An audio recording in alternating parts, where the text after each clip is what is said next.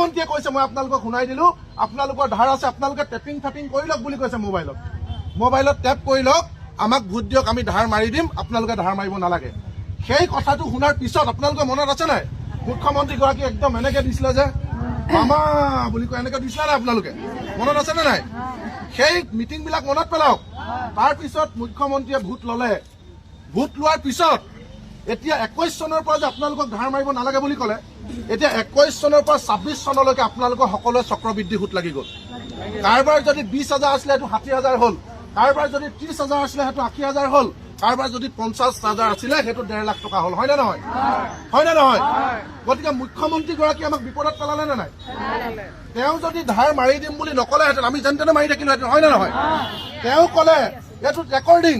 আপোনালোকে বন্ধন বেংকৰ মেনেজাৰবিলাকক দেখাই দিব কোনোবা পুলিচ বিষয়া গ'লে আপোনালোকে ধুনীয়াকৈ তেখেতলোকক ক'ব যে আপোনালোকে চাওক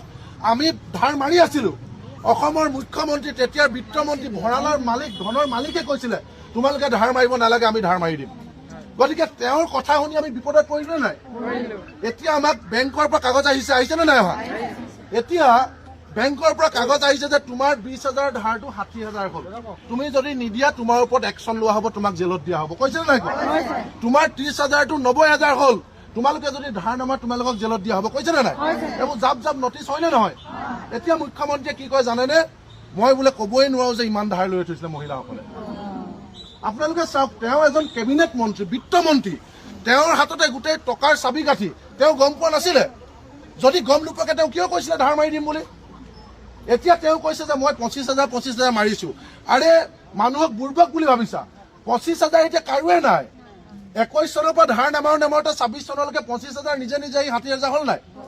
30,000 নিজে 90,000 হ'ল নে নহ'ল তেওঁ কৈছে মই 25,000লৈকে মাৰি দিছো কাৰণ তেওঁ বিৰাট চতুৰ 25,000লৈকে কাৰো নাই সব চক্ৰবৃদ্ধি সুত লাগি বাঢ়ি গ'ল হয় নে নহয় গতিকে এতিয়া আমাৰ কথাটো খুব স্পষ্ট